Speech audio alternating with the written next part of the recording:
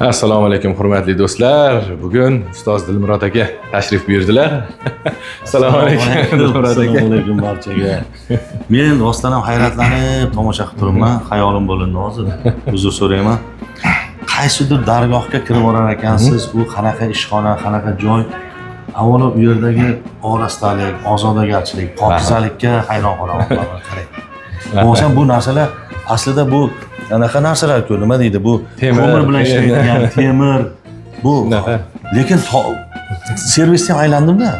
Juda ham hammasi joy-joyda, juda orastalik bilan chiroyli ishlanayotganini ko'rib aytdimki, bu yerda qanaqadir bir hamjihatlik zo'r ekan. Rahmat. Buni ham eshitib men hozir hayron qolib o'tiribmanki, arzimagan ko'mir bilan shunaqa 2 sutka yonaveradi. Qanchadir dargohga qizdirib isitib berar ekan.